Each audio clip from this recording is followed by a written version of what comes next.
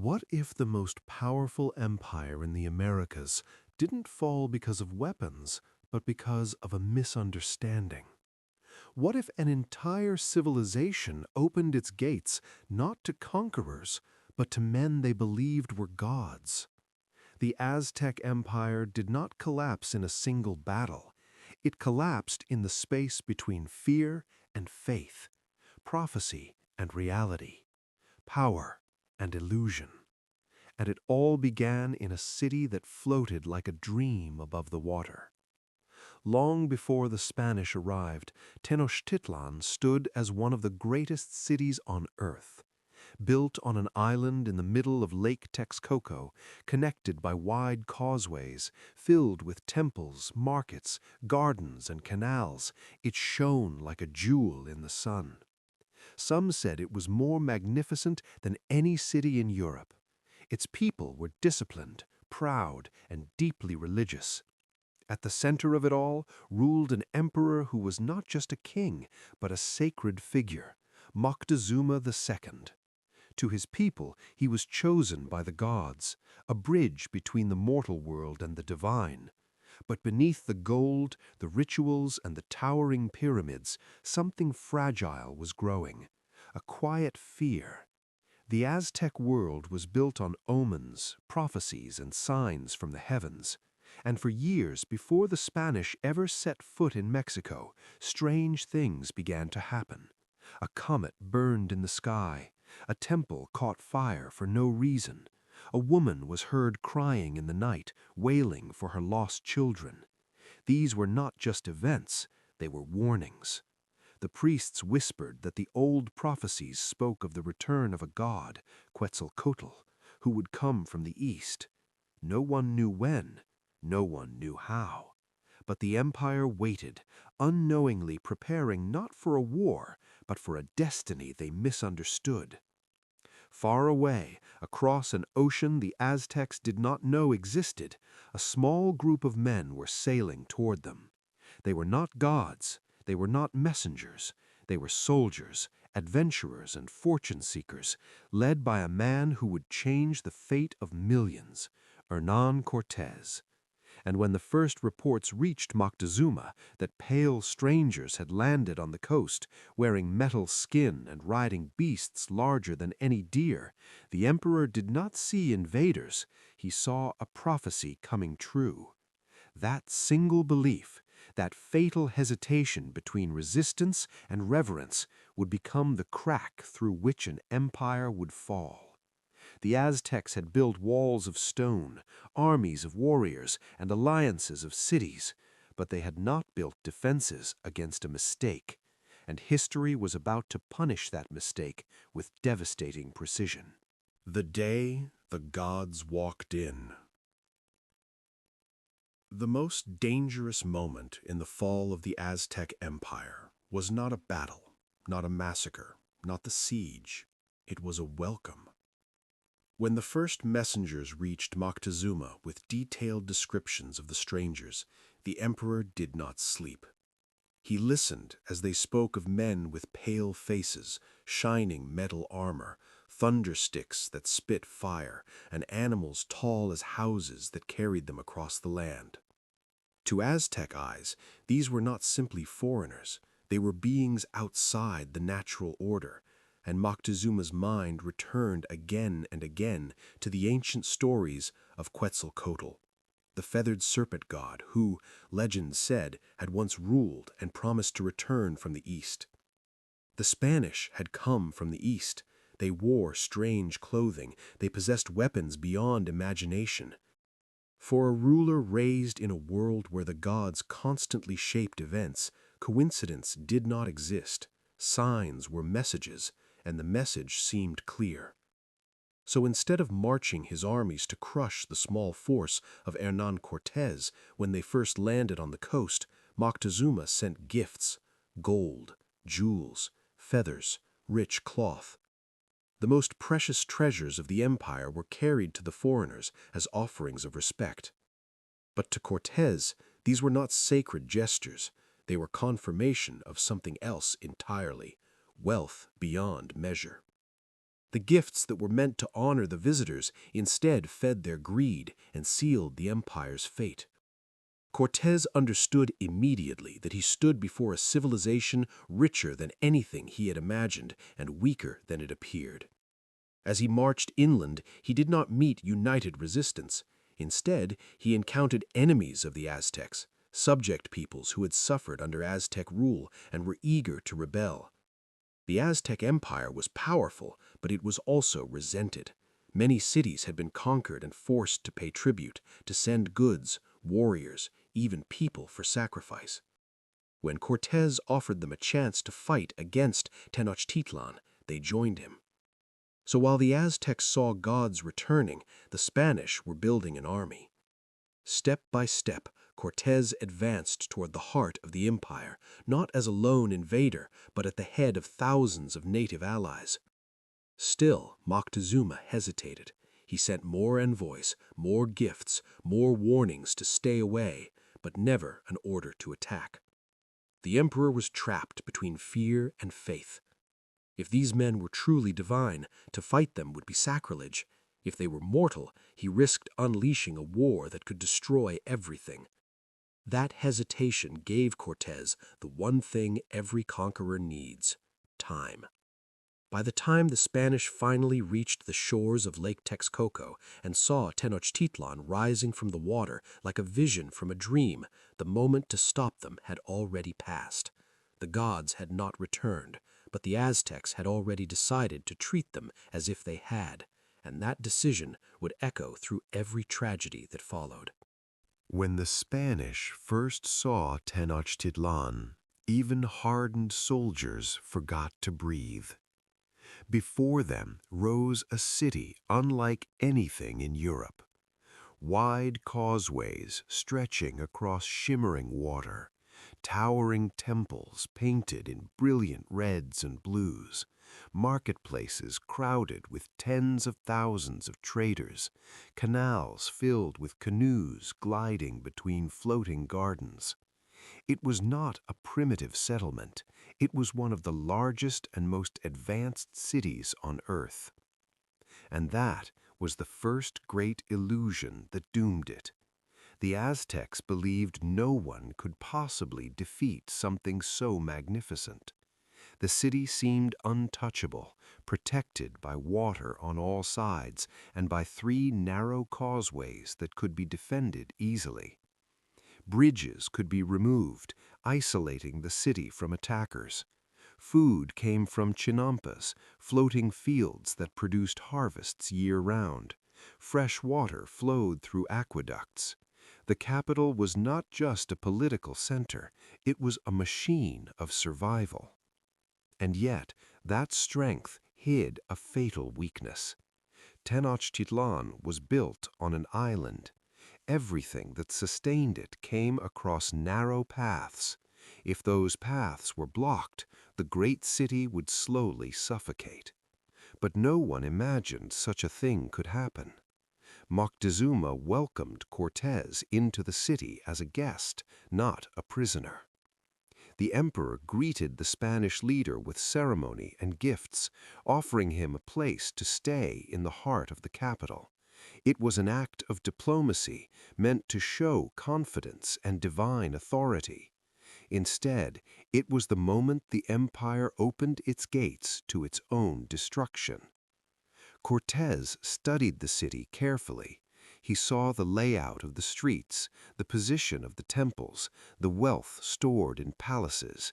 He realized that if he controlled Moctezuma, he controlled the empire.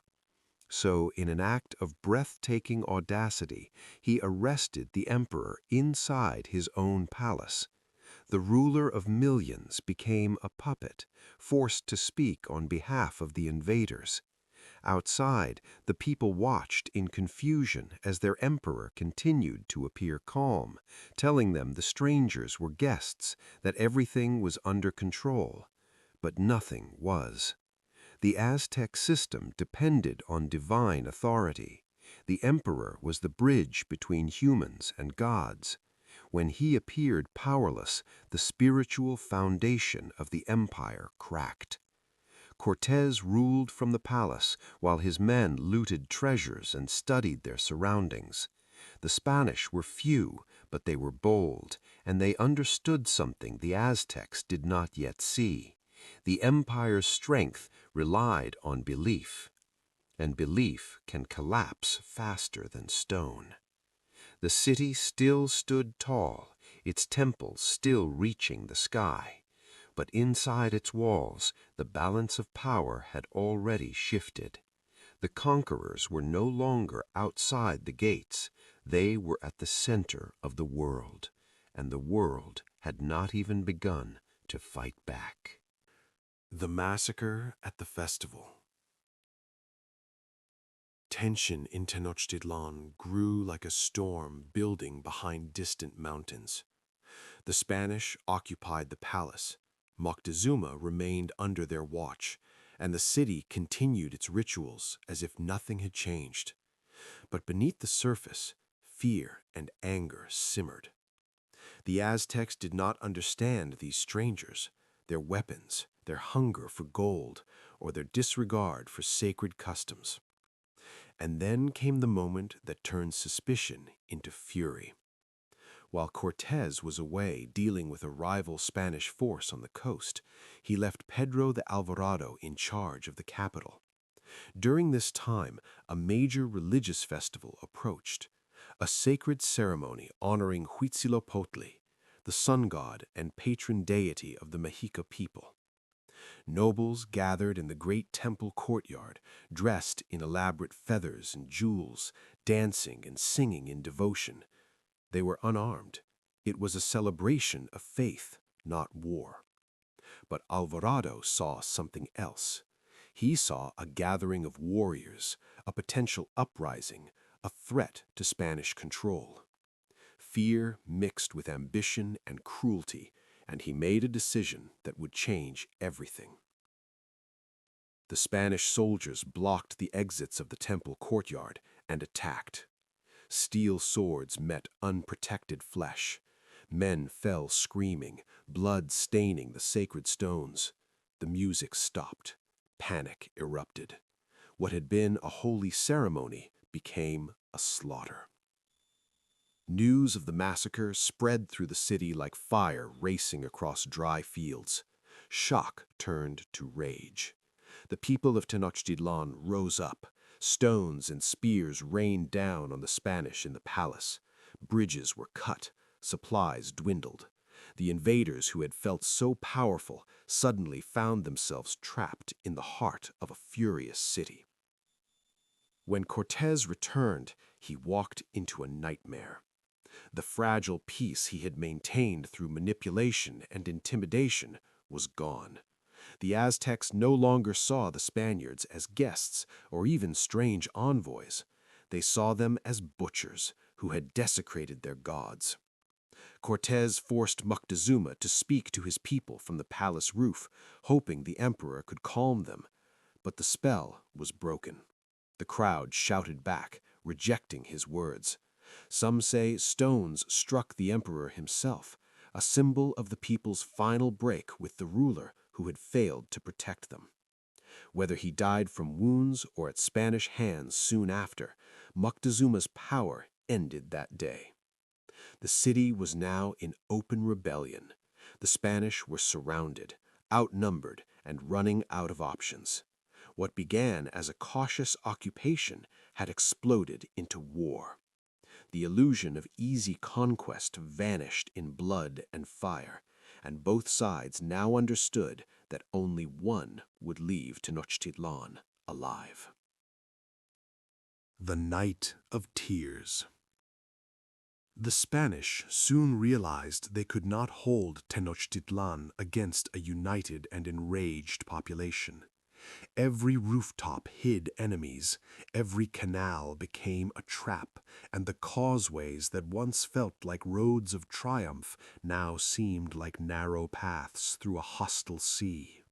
Food was scarce, water was limited, and sleep came only in brief, fearful moments. Cortés understood that remaining in the city meant certain destruction.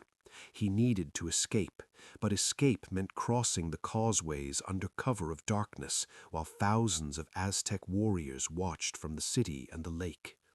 He chose a rainy night in late June 1520. The plan was simple: move quietly, carry as much treasure as possible, and reach the mainland before dawn. But greed became their first enemy. Many soldiers loaded themselves with gold taken from the palaces and temples, believing wealth mattered more than speed. As the Spanish column moved out, they brought horses, cannons, and wounded men, turning a stealthy retreat into a slow and clumsy procession. At first, the night was silent, except for the sound of rain and footsteps on wet stone. Then someone spotted them. An alarm rose from the darkness, drums thundered across the city, and canoes filled with warriors emerged from the black waters of the lake. The causeway became a battlefield. Bridges had been removed, leaving gaps over deep water. Men slipped in the mud, stumbled under the weight of stolen gold, and fell screaming into the canals where Aztec fighters attacked from boats. Arrows and spears rained down, horses panicked, cannons were abandoned, the orderly retreat collapsed into chaos. Soldiers pushed each other in desperation, trampling comrades in the dark. The treasure that had seemed like victory hours before now dragged them to their deaths as heavy gold pulled armored men beneath the surface. Cortez himself barely escaped, crossing a broken section of causeway with a pole while fighting to keep his footing. Behind him, the sounds of battle echoed over the lake, mixed with cries of pain and the splash of bodies hitting the water. By dawn, the survivors reached the mainland, exhausted and shattered. Hundreds were dead, many captured for sacrifice, and most of their treasure was lost beneath the lake. This disaster would be remembered as La Noche Triste, the Night of Sorrows. It was the moment the Spanish conquest nearly ended in total failure. For the Aztecs, it was proof that the invaders were not gods, but mortal men who could bleed, fear, and die. Yet the struggle was not over. Cortez and his remaining forces would not disappear. They would regroup, gather new allies, and prepare to return. The war for Tenochtitlan had entered its most brutal phase, and the city that had driven the foreigners out would soon face a siege unlike anything it had ever known. Gathering strength from defeat. The survivors of the Night of Sorrows staggered into the highlands, battered, wounded, and humiliated, yet not defeated. Cortez knew that survival itself was a victory. If he could keep his men together and find allies among the peoples who hated Aztec rule, he could turn disaster into opportunity. The Tlaxcalans, longtime enemies of the Aztecs, became his refuge. They had already seen the power of Spanish steel and horses, and they now saw something else: the vulnerability of Tenochtitlan. Cortez did not hide the losses. He spoke of revenge, of a return, of breaking the empire that had demanded tribute and sacrifice for generations. The Tlaxcalans agreed to help, not out of loyalty, but out of shared hatred. While the Aztecs celebrated their victory, believing the invaders might never return, Cortez rebuilt his strength. He sent messengers to the coast to secure more supplies and reinforcements. He had new ships dismantled and carried piece by piece across mountains and valleys to the lakes around Tenochtitlan. These would become brigantines, small warships designed to control the waters and break the city's lifeline. Meanwhile, disease continued to spread through the empire. Smallpox had not disappeared with the retreating Spanish. It moved from village to village, striking leaders, warriors, and priests. Entire communities lost their elders and rulers, creating confusion and fear. The Aztecs fought an enemy they could not see or understand, one that ignored bravery and prayer alike. When Cortés looked back toward the valley months later, he saw not the confident empire that had driven him out, but a weakened giant struggling to stand. His army was now larger than ever, made up mostly of indigenous warriors from rival states. He had learned from defeat. He would not rush blindly into the city again. This time he would starve it, isolate it, and break it piece by piece. The war was no longer about a single daring strike. It had become a slow tightening noose. For Tenochtitlan, the moment of triumph after the night of sorrows had been real, but it was also fleeting. The empire had survived one invasion, only to face a far greater one, carried not just by foreign soldiers, but by the resentment of its own neighbors. The lake turns into a battlefield. When Cortés returned to the Valley of Mexico, he did not come as a desperate fugitive, but as the commander of a growing coalition. His army now included thousands of indigenous allies who knew the land, the language, and the weaknesses of the Aztec system. Most importantly, he came with a new strategy. Tenochtitlan was an island city, protected by water, causeways, and canals. To defeat it, he would have to conquer the lake itself. The brigantines he had ordered built in Tlaxcala were carried in pieces over mountains and assembled on the shores of Lake Texcoco. When they finally slid into the water, the balance of power shifted. These ships were small, but they carried cannons and crossbows, and they could move faster than Aztec canoes. For the first time, the Spanish could control the waterways that fed and protected the capital. The Aztecs fought fiercely, paddling out in waves of canoes to attack the ships. The lake became a floating battlefield of arrows, stones, and gunfire. But each clash favored the invaders. The brigantines rammed canoes, overturned them, and scattered their warriors. With control of the water, Cortés began to choke the city. Food shipments were intercepted, fishing routes were blocked. The great markets of Tenochtitlan, once filled with goods from across the empire, grew emptier by the day. Inside the city, hunger began its slow work. Outside, Cortés advanced along the causeways, tearing down bridges behind him to prevent counterattacks. The Aztecs repaired them at night, and each day the battle resumed street by street, canal by canal. The fighting was brutal and personal. This was no longer a distant war of omens and diplomacy. It was a siege, and every step forward cost lives. Yet even as the Aztecs resisted with incredible courage, they faced enemies on every side. Not only the Spanish, but entire nations that had once paid tribute now marched against them. The empire's greatest strength, its network of subject peoples, had become its greatest weakness. As the lake filled with wreckage and the causeways with blood, it became clear that Tenochtitlan was no longer an untouchable jewel rising from the water. It was a city under siege, surrounded by enemies who would not leave, and cut off from the empire that had once sustained it. The city begins to starve. Inside Tenochtitlan, the war changed from a clash of warriors to a slow battle against time. The city that had once seemed eternal now felt fragile. The Spanish brigantines controlled the lake, cutting off the flow of food that had sustained the population. The chinampas, the floating gardens that had fed the city for generations, lay abandoned or destroyed. Canoes attempting to slip through the blockade were hunted down.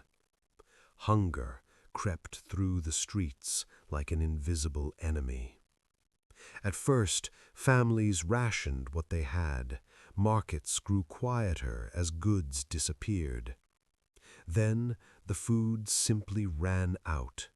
People ate weeds, leather, and anything that could be chewed and swallowed. The proud capital of the Mexica world, once overflowing with abundance, became a place of hollow faces and weakening bodies. Disease followed hunger. Smallpox, which had already swept through the region, returned with deadly force among the weakened population. Entire households fell silent. Priests prayed, offered incense, and made sacrifices, but the gods did not answer in the way they had hoped. The rituals that had once given the empire confidence now felt like desperate gestures against a world that had turned hostile.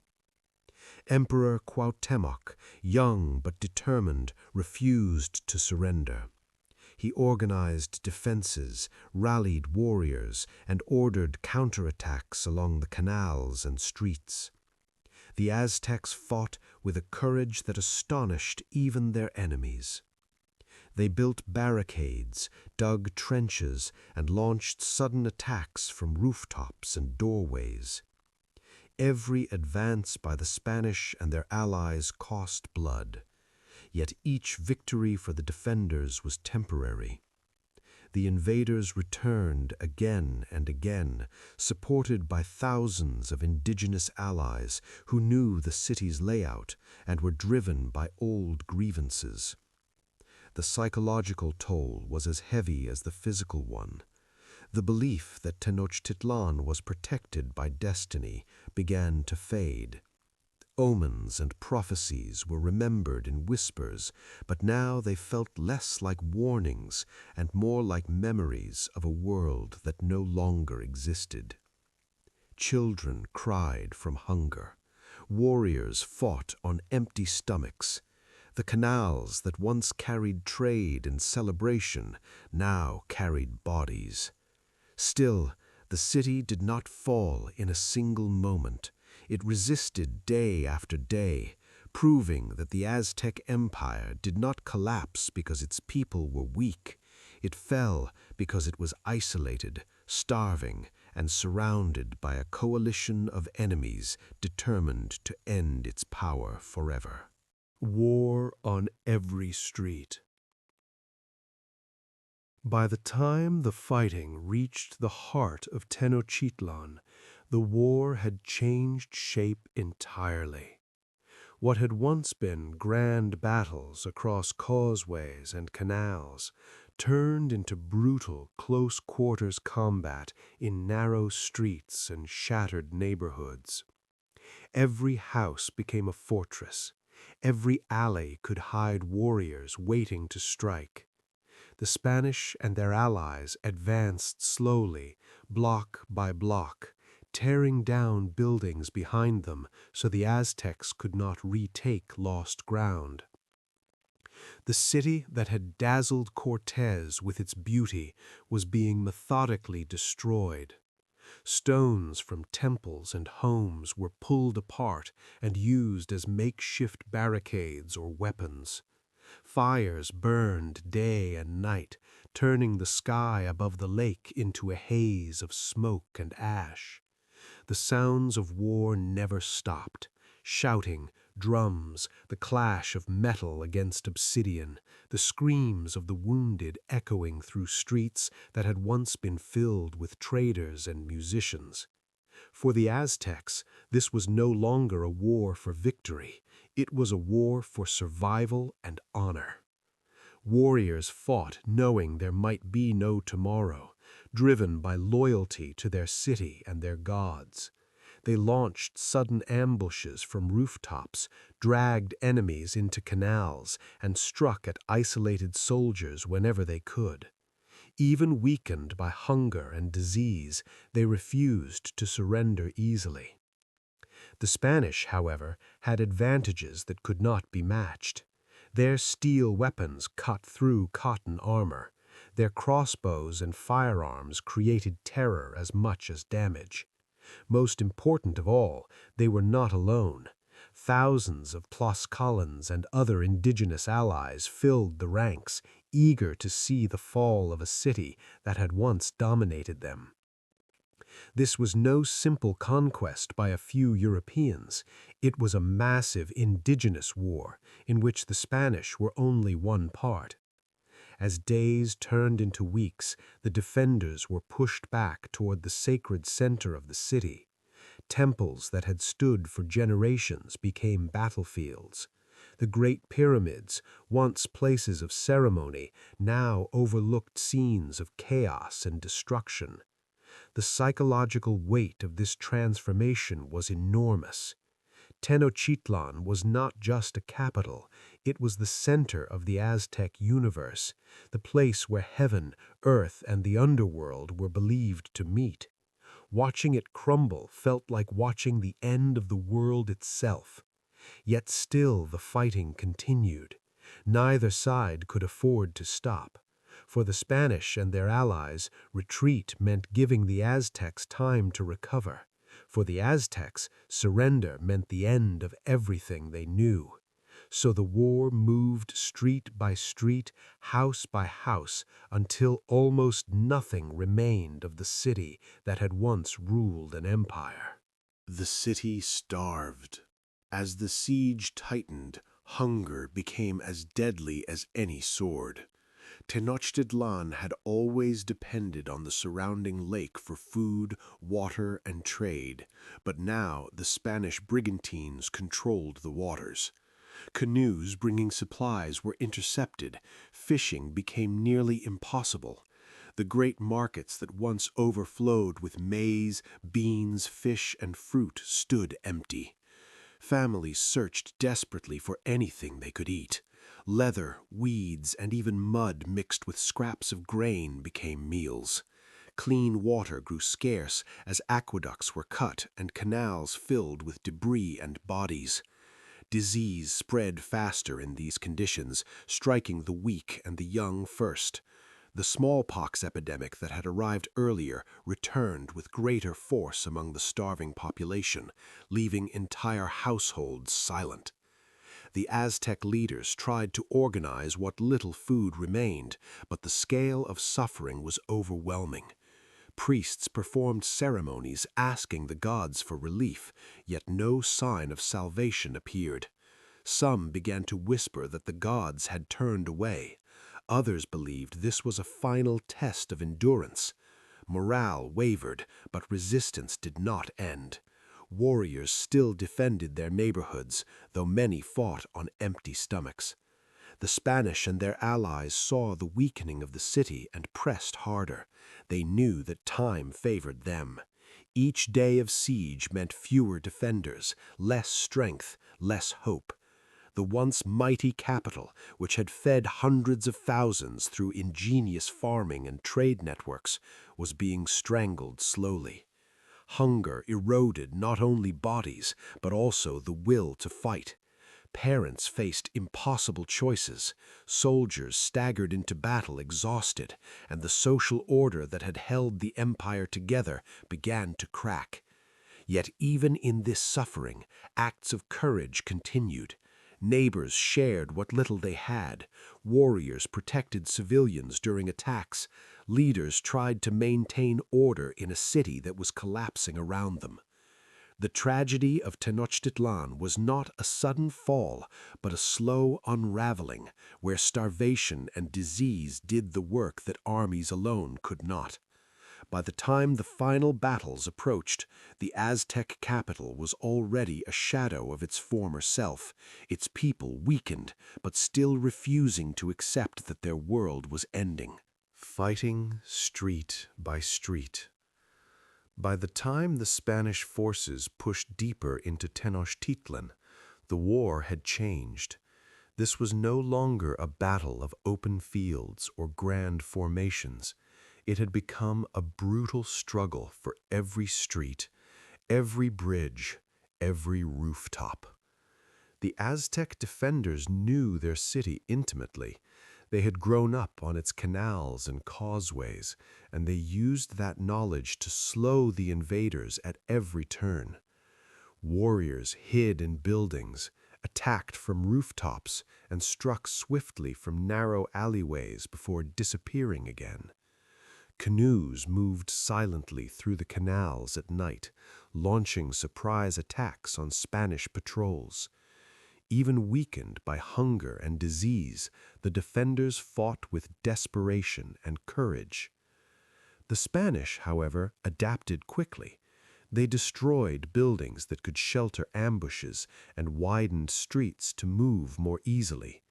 Bridges were taken apart to prevent Aztec counterattacks, and brigantines patrolled the waterways to block movement by canoe.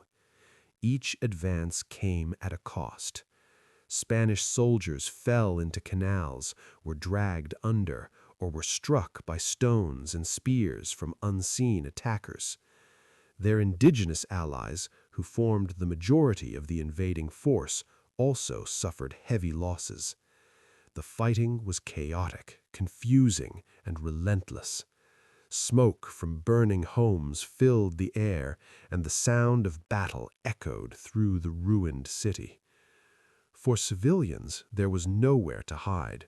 Families crowded into shrinking safe areas as the front lines shifted daily. The sacred temples that once symbolized power and stability became defensive positions and then ruins. The psychological toll was immense. The Aztecs were not just defending territory, they were defending their homes, their gods, and their entire way of life. Every fallen warrior was a reminder that their world was being dismantled piece by piece. The Spanish understood that they could not simply overwhelm the city in one assault.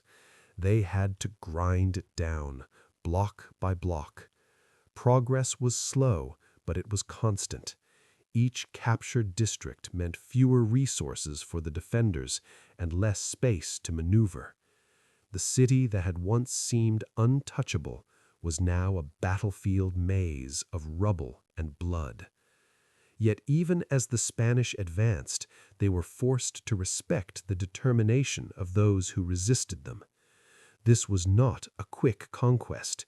It was a drawn-out, exhausting war, where victory came only through relentless pressure and the steady collapse of the city's strength. As the siege dragged on, hunger became a weapon as deadly as any blade. With the causeways controlled and the lake patrolled by Spanish brigantines, food could no longer enter Tenochtitlan in meaningful amounts. The markets that once overflowed with maize, beans, chilies, and fresh fish fell silent. Storehouses emptied. Families rationed what little they had left, stretching a handful of grain across many days. Soon even that was gone. People began eating anything they could find: roots, weeds growing between stones, scraps of leather, even the bark of trees. The proud capital of an empire was slowly starving. Thirst followed hunger. The aqueduct that had carried fresh water into the city was cut, forcing residents to drink brackish, polluted lake water. Disease spread even faster in these conditions. Dysentery and fever weakened those who had survived smallpox, leaving them unable to fight or even stand. The once busy canals filled with debris and bodies. The smell of death hung over the city, carried by the wind through streets that had once smelled of incense and cooking food.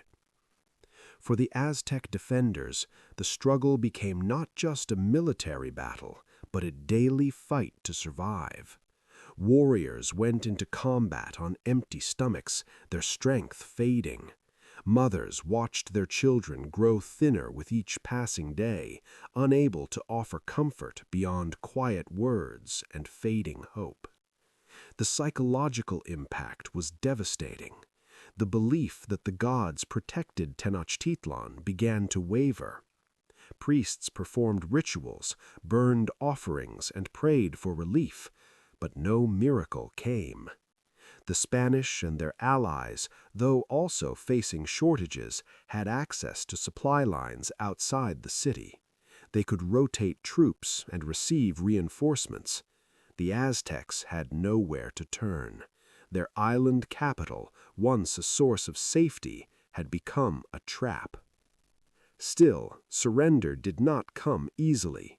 Pride, faith, and desperation kept resistance alive. Every day the defenders hoped for a change, a break in the siege, a sign from the gods, a mistake by the invaders. But the blockade held firm. Hunger hollowed out the city from within, weakening not just bodies but morale. By the time the final battles approached, many in Tenochtitlan were already fighting shadows, their strength drained long before the enemy reached their door. The breaking of the defenses. By the time the Spanish and their allies pushed deeper into Tenochtitlan, the city was no longer the shining jewel of the lake, but a broken labyrinth of rubble, smoke, and silence. Every advance was slow and brutal. The Aztec warriors, though weakened by hunger and disease, still fought with fierce determination. They knew there was nowhere left to retreat. Streets turned into killing grounds, rooftops became battlements.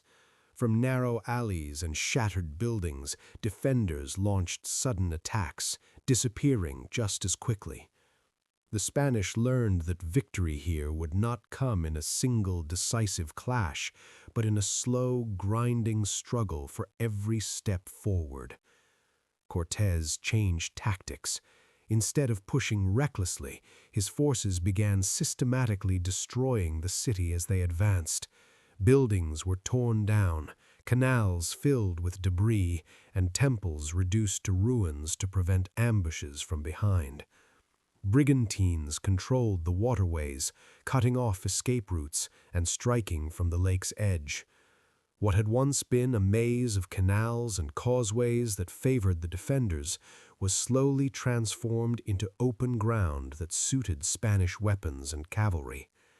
The sound of axes, collapsing stone, and gunfire echoed constantly. For the people of Tenochtitlan, each day brought new destruction. Homes that stood for generations vanished in hours. Sacred places were defiled or burned. Families hid in the ruins, clutching what little they had left, while warriors fought on nearby streets. Smoke darkened the sky, turning daylight into a dim, reddish haze. The psychological toll was immense. The city that symbolized the power of the Mexico world was being dismantled piece by piece. Yet resistance did not collapse overnight. The Aztecs launched counterattacks whenever possible, trying to reclaim lost ground. They knew the city better than any invader, and that knowledge allowed them to inflict heavy losses. But every victory was temporary. The Spanish numbers, bolstered by thousands of indigenous allies, kept pressing forward. Each retreat left fewer defenders, fewer supplies, fewer safe places to hide. The defenders' courage was undeniable, but courage alone could not rebuild walls or empty stomachs. Slowly, inevitably, the defensive lines shrank toward the heart of the city. What remained of Tenochtitlan became a final stronghold, crowded with survivors and the last fighters.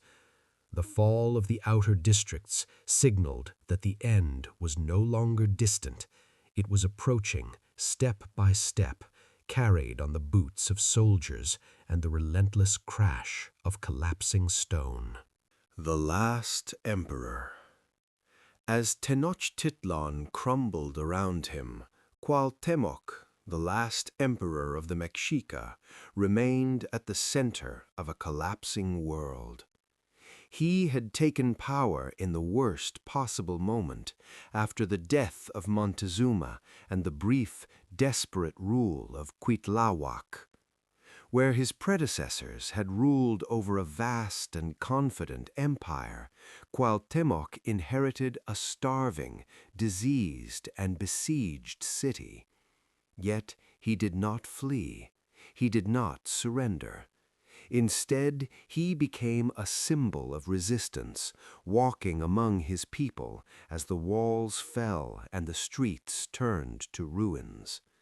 Messengers still came to him with reports from the front lines, though the front lines were now only a few blocks away. Supplies were gone, fresh water was scarce, disease had taken countless lives, but the emperor refused to yield. To surrender, in his eyes, would mean not only the loss of the city, but the humiliation of the Mexica people and the desecration of their gods. So he ordered the defense to continue, even as hope faded with each passing day.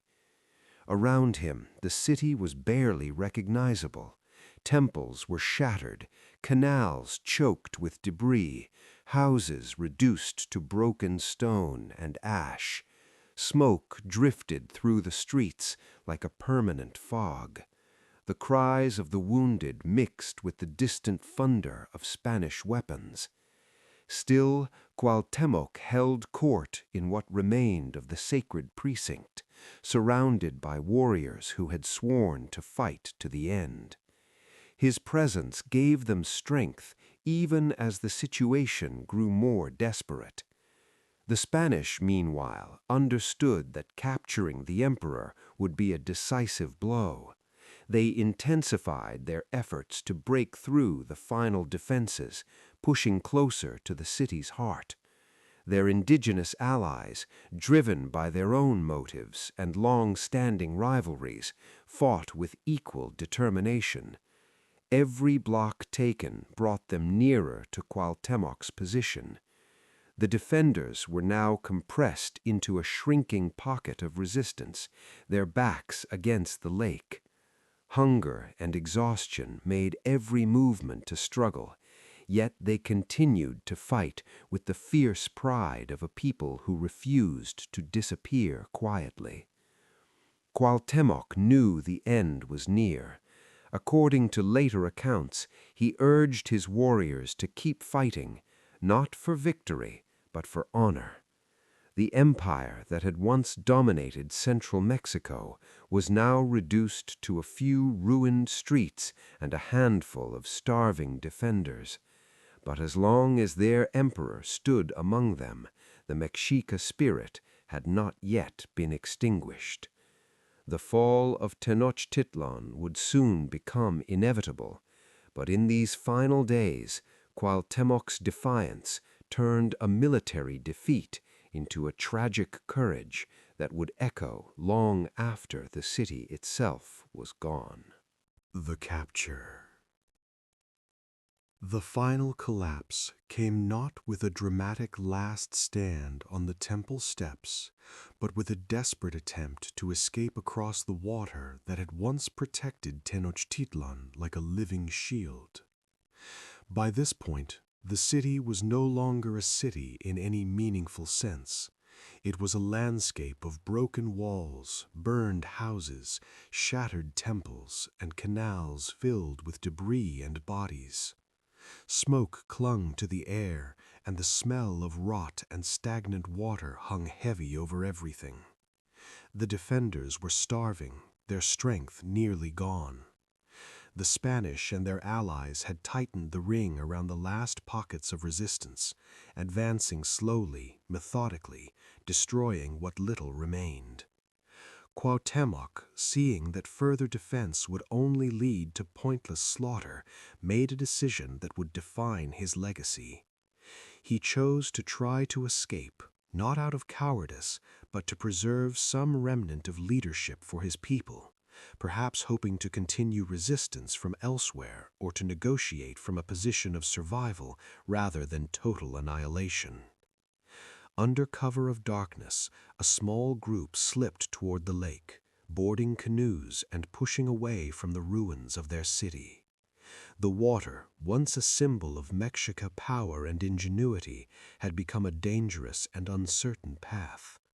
Spanish brigantines patrolled the lake, their sails ghostly shapes against the dim horizon. The escape was spotted. A pursuit began, oars cutting through the water, shouts echoing across the lake. The chase ended quickly.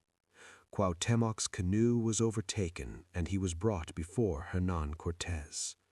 According to chroniclers, the young emperor stood with dignity despite exhaustion and defeat. He reportedly asked Cortés to kill him with his own dagger, preferring death to the humiliation of captivity. Cortés refused. Cuauhtémoc was too valuable alive, a symbol of conquest, a living trophy that proved the fall of the mighty Mexica capital. With his capture, organized resistance effectively ended. News spread through the ruins that the emperor had been taken. For many defenders, it was the final blow to morale. Without their Tlatoani, their voice, their divine ruler, the last threads holding their world together snapped. Fighting continued in scattered pockets, but the outcome was no longer in doubt. The capture of Cuauhtémoc marked not only the end of a siege, but the end of an empire. The Mexica world, with its gods, rituals, and centuries of history, had been broken in a matter of months. The lake that had once made Tenochtitlan nearly invincible had now witnessed its final humiliation, carrying the last emperor away from the city he could not save. The silence after the fighting. When the fighting finally stopped, the silence that settled over Tenochtitlan was more haunting than the battle itself. For months, the city had echoed with the clash of weapons, the roar of cannons, the cries of the wounded, the shouts of commanders, and the endless splash of oars and falling masonry. Now there was only the soft lapping of water against broken causeways and the distant creak of Spanish ships anchored in the lake. Smoke still drifted from the ruins, thin gray ribbons rising from what had once been temples, markets, homes, and palaces. The city that had dazzled newcomers with its order and beauty was no more. In its place stood a wasteland of stone, mud, and ash. The survivors emerged slowly from hiding, weak from hunger and disease, their bodies gaunt, their eyes hollow. They walked through streets they no longer recognized, stepping over rubble and the remains of neighbors. The great plazas where festivals had once filled the air with music and color were now open scars in the earth. The sacred precinct, once the heart of Mexica's spiritual life, had been desecrated. Statues lay broken, offerings scattered, stairways stained dark. The Spanish began immediately to reshape the city. Orders were given to clear rubble, to tear down what still stood, to reuse stones for new buildings. The conquerors did not intend to rule from the ruins of an enemy capital. They would build their own city on top of it, stone by stone, erasing the physical presence of the world they had destroyed. For the Mexica survivors, this transformation was another kind of violence. Every wall dismantled, every temple leveled, was a blow against memory itself. Disease continued its silent work. With so many bodies unburied and the population already weakened, sickness spread quickly. Families that had survived the siege lost loved ones in the weeks that followed, as fever and infection finished what swords and starvation had begun. Entire neighborhoods were left nearly empty.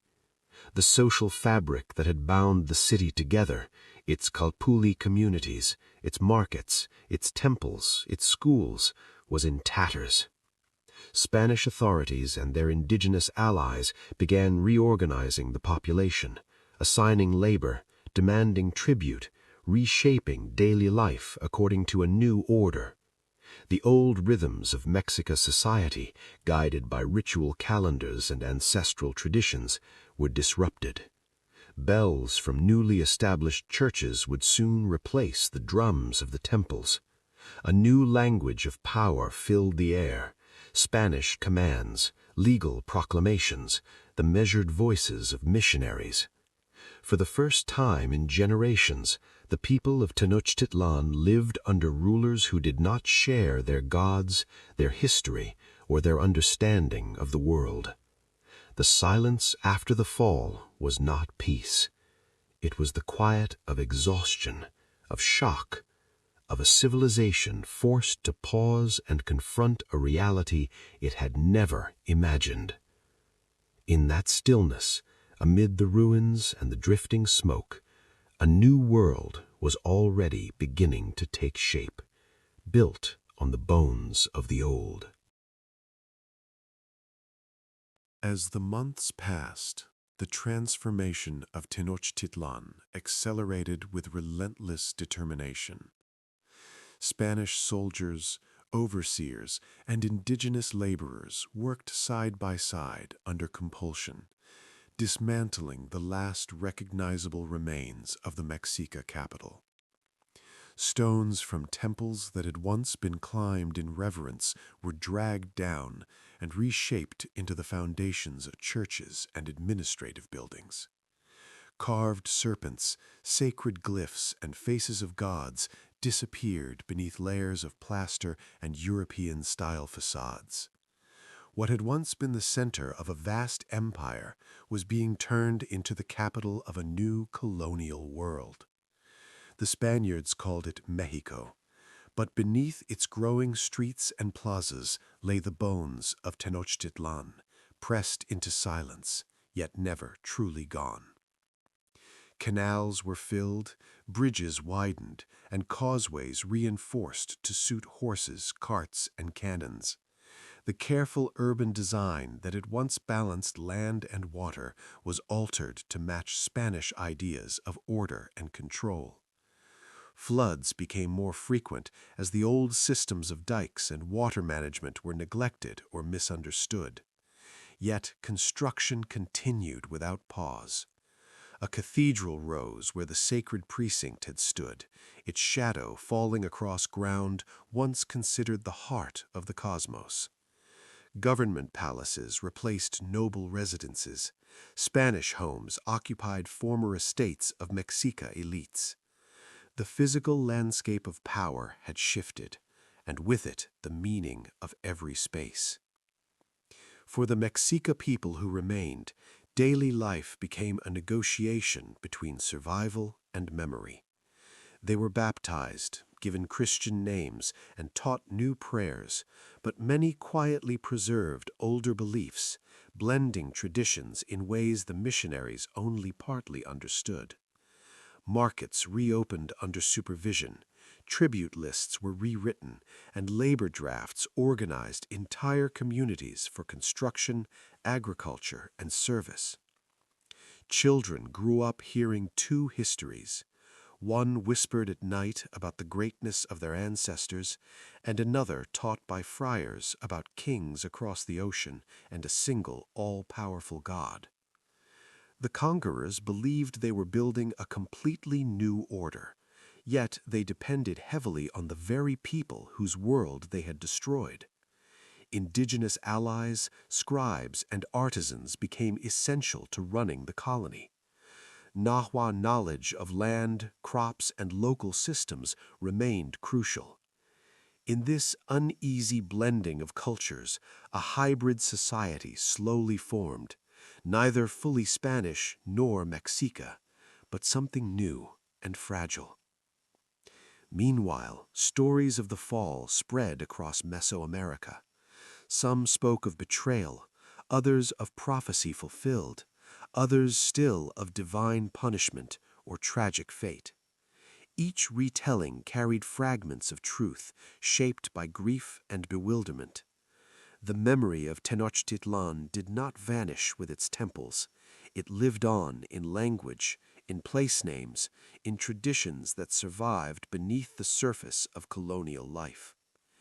The city built on its ruins stood as a symbol of conquest, but also as a reminder that no empire, no matter how confident or magnificent, is ever beyond change. Under the cobblestones of the new capital, the old city endured in silence, a buried heartbeat beneath the weight of history. Faith, fear, and survival. In the years that followed the conquest, life for the people of central Mexico became a careful balancing act between obedience and quiet resistance. Spanish rule was not only political and military, but deeply spiritual, and missionaries moved through the land with the same determination as soldiers once had, carrying crosses, holy books, and a firm belief that they were saving souls from darkness. Churches rose where temples had fallen, bells replaced drums, and processions of saints began to wind through streets that had once echoed with chants to Huitzilopochtli and Tlaloc. For many indigenous communities, conversion to Christianity was not a single moment, but a long, confusing negotiation. Some embraced the new faith sincerely, drawn to its promises of forgiveness and eternal life, while others outwardly complied but continued to whisper prayers to older gods in the privacy of their homes. Images of the Virgin Mary blended with memories of mother goddesses. Saints took on qualities once given to rain or maize spirits, and festivals were reshaped rather than erased. The Spaniards believed they were replacing an entire worldview, yet beneath the surface, a layered spiritual landscape remained. Fear played a powerful role in this transformation. Epidemics continued to sweep through the population, and each wave of disease felt like confirmation that the old gods had abandoned their people, or that the new God was punishing them. Missionaries used these moments to preach about sin and salvation, interpreting tragedy as a lesson meant to guide souls toward heaven.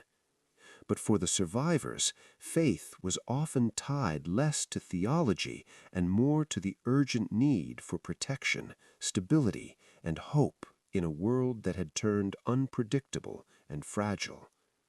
Daily survival became the center of life.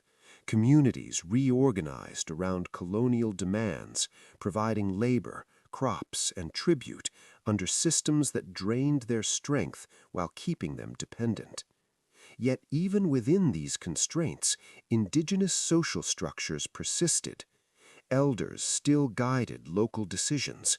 Families still passed down knowledge of planting cycles, weaving, and medicine. And traditional stories continued to shape identity, even when spoken in whispers. Children learned Spanish words alongside Nahuatl ones, grew up in a society where two worlds overlapped uneasily, and carried forward memories of both conquest and resilience. Meanwhile, Spanish settlers built their own society on top of this reshaped land, dividing people into strict categories based on ancestry and status.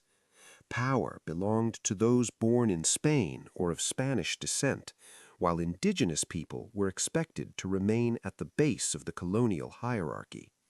Yet the system was never perfectly stable. Intermarriage, alliances, and shared survival blurred lines that officials tried to keep rigid.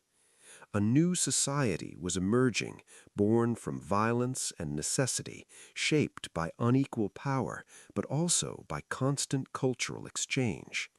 In quiet villages, in crowded markets, and in the shadow of colonial churches, the legacy of the Aztec world endured, not as an empire of armies and tribute, but as a living thread woven into everyday life. The conquest had shattered political power, but it had not erased identity. Instead, it forced a transformation that would echo for centuries, proving that even in defeat, a civilization can survive in memory, language, and spirit long after its temples have fallen. A world rewritten. The fall of the Aztec Empire did not simply mark the end of a ruling dynasty or the destruction of a capital city. It marked the rewriting of an entire world, one in which maps, languages, beliefs, and systems of power were rearranged in ways no one living in Tenochtitlan could have imagined before the arrival of the Spaniards. The land that had once been bound together by tribute routes, shared religious ceremonies, and the authority of the Tlatoani was now divided into colonial provinces, governed in the name of a distant European king whose face most inhabitants would never see. Spanish towns rose beside ancient settlements, new roads were cut across old trade paths, and silver, crops, and labor began flowing not toward the Valley of Mexico, but across oceans to fuel a growing global empire.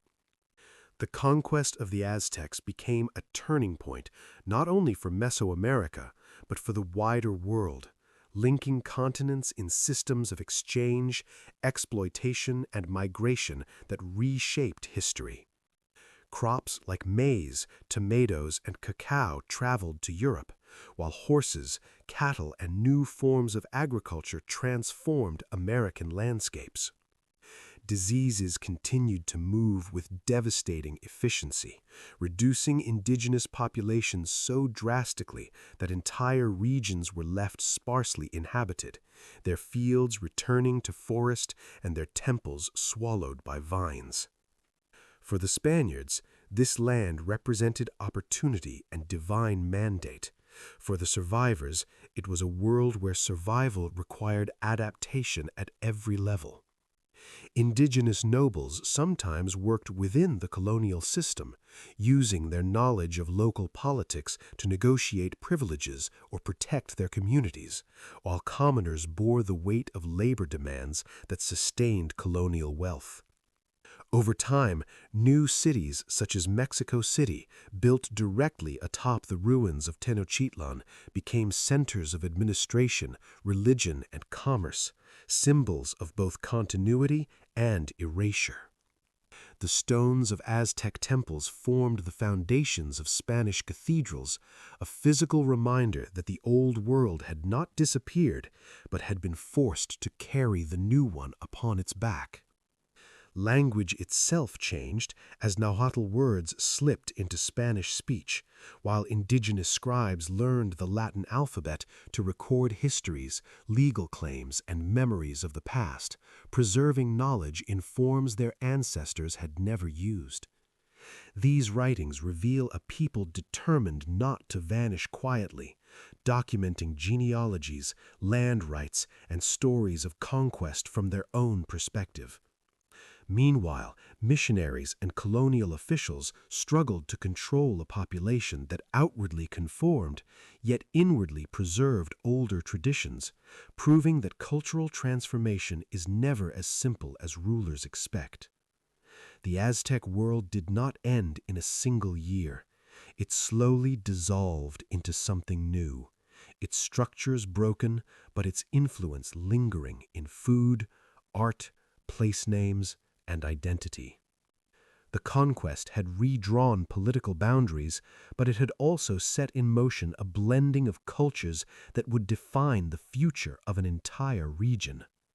What emerged from the ashes of empire was not a blank slate, but a complex society shaped by memory, resilience, and the constant negotiation between past and present. The fall that never truly ended. When we ask how the Aztec Empire really fell, we often picture a single dramatic moment: the capture of an emperor, the collapse of a great city, the triumph of foreign soldiers over a once mighty civilization. But history is rarely so simple, and the fall of the Aztecs was not an instant of destruction, but a long transformation that began before the Spaniards arrived and continued long after their banners rose over Tenochtitlan. The empire fell militarily in 1521, yet its legacy did not vanish. Instead, it flowed forward into new forms, reshaping the very society that replaced it. Political power shifted to colonial rulers, temples gave way to churches, and tribute networks were redirected towards Spain. But the people who had built the Aztec world remained, adapting their traditions to survive under new masters. The conquest exposed weaknesses that had been growing for years: resentment among subject cities, reliance on constant warfare to maintain authority, and a belief that the imperial center could never truly be challenged. These internal fractures made it possible for a relatively small force of outsiders to gain allies and dismantle an empire from within. Disease did the rest, reducing the population so drastically that the social fabric itself unraveled. Yet even as cities were rebuilt and languages mixed, the memory of the Aztec past endured in stories, symbols, and daily practices that refused to disappear.